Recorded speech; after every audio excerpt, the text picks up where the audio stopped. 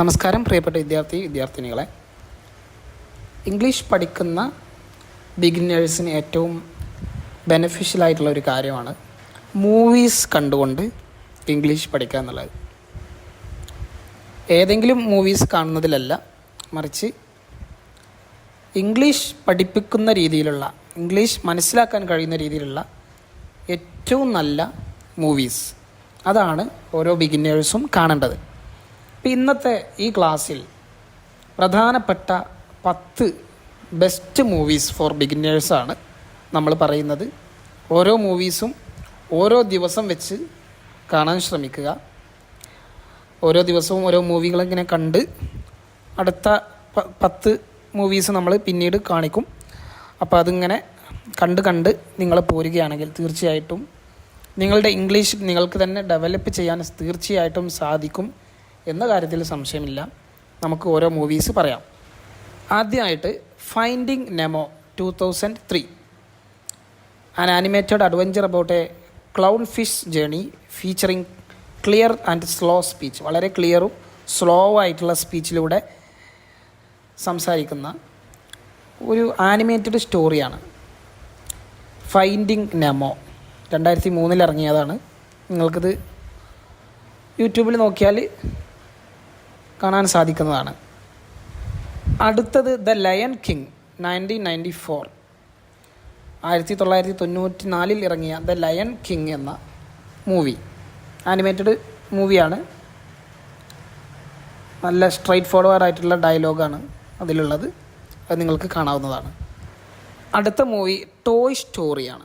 1995 ഇറങ്ങിയ ഒരു ആനിമേറ്റഡ് ഫിലിമാണ്. നല്ല വൊക്കാബുലറി അതുപോലെ ക്ലിയർ കോൺവേഴ്സേഷനൊക്കെ ഉള്ള അടിപൊളി മൂവിയാണ്. ആനിമേറ്റഡ് മൂവിയാണ്. തീർച്ചയായിട്ടും കാണേണ്ട ഒരു മൂവിയാണിത്. അടുത്തത് ഫ്രോസൺ 2013, 2013 ഇറങ്ങിയ ഫ്രോസൺ എന്ന മൂവിയാണ്.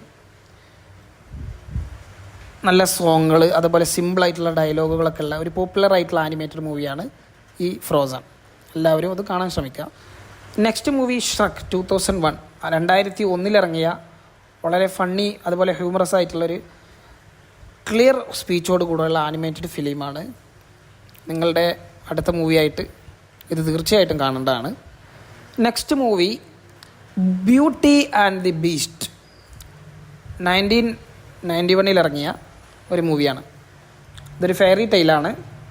അടിപൊളി ഡയലോഗുകളും അതുപോലെ ബ്യൂട്ടിഫുൾ ഗാനങ്ങളൊക്കെയുള്ള ഒരു ആനിമേറ്റഡ് സ്റ്റോറിയാണ്. അടുത്തത് ഒരു കോമഡി മൂവിയാണ് ഹോം അലോൺ. 1990 ഇറങ്ങിയ ഹോം അലോൺ എന്ന ഒരു കുട്ടിയുടെ സ്റ്റോറി പറയുന്ന, നല്ല ഈസി ടു അണ്ടർസ്റ്റാൻഡ്, വളരെ ഈസി ആയിട്ട് മനസ്സിലാക്കാൻ കഴിയുന്ന ഡയലോഗ്സ് ഉള്ള, ലാംഗ്വേജ് ഉള്ള മൂവിയാണ് ഹോം അലോൺ. 1990 ഇറങ്ങിയ മൂവിയാണ്. അടുത്തത് ദ സൗണ്ട് ഓഫ് മ്യൂസിക് 1965 ഇറങ്ങിയ ദ സൗണ്ട് ഓഫ് മ്യൂസിക്. നല്ല ക്ലിയർ ആയിട്ടുള്ള ലിറിക്സും അതുപോലെ ഹൃദയംഗമമായിട്ടുള്ള സ്റ്റോറിയുമുള്ള ഒരു മൂവിയാണ്. ഇനി അവസാനത്തേത് Harry Potter and the sorcerer's stone 2001 ഇറങ്ങിയ ഒരു അടിപൊളി ഹാരി പോട്ടർ സീരീസിലെ ഒന്നാമത്തെ ക്ലിയർ ആൻഡ് സ്ലോ സ്പീച്ചിലുള്ള മൂവിയാണ്. നിർബന്ധമായിട്ടും നിങ്ങളിത് കാണാൻ ശ്രമിക്കുക. ഇപ്പോൾ ഈ പറഞ്ഞിട്ടുള്ള എല്ലാ മൂവീസും വളരെ ക്യാച്ചി ആയിട്ടുള്ള, ഈസിലി അണ്ടർസ്റ്റാൻഡബിൾ ആയിട്ടുള്ള മൂവീസാണ്. നിങ്ങൾ ഓരോ ദിവസം ഓരോന്ന് വെച്ച് കാണുക. ആദ്യത്തിൽ തന്നെ എല്ലാം മനസ്സിലാവും എന്ന് വിചാരിച്ച് കാണാൻ നിൽക്കരുത്. ഓരോ മൂവീസും കാണുമ്പോൾ നിങ്ങൾക്ക് മനസ്സിലാവും. എല്ലാം കൂടെ മനസ്സിലായിട്ട് ഒന്നും കാണാൻ കഴിയില്ല. അപ്പോൾ പരമാവധി കണ്ട് മനസ്സിലാക്കാൻ ശ്രമിക്കുക. കിട്ടാത്ത പദങ്ങളൊക്കെ ഡിക്ഷണറി ഉപയോഗിച്ച് നോക്കുക. ഗ്രാമറുകളൊക്കെ യൂട്യൂബിലും അതുപോലെ ഗൂഗിളിലൊക്കെ സെർച്ച് ചെയ്ത് മനസ്സിലാക്കുക. ഇങ്ങനെയൊക്കെ തന്നെയാണ് ലാംഗ്വേജ് പഠിക്കുക. ലാംഗ്വേജ് പഠിക്കാനുള്ള പല മാർഗ്ഗങ്ങളിൽ ഒന്നാണ് മൂവീസ് കാണുക എന്നുള്ളത്. അത് നിങ്ങൾ തീർച്ചയായിട്ടും ഫോളോ ചെയ്യേണ്ടതാണ്. എന്നാലേ നിങ്ങളുടെ ലാംഗ്വേജ് ഡെവലപ്പാകാൻ കഴിയുള്ളൂ.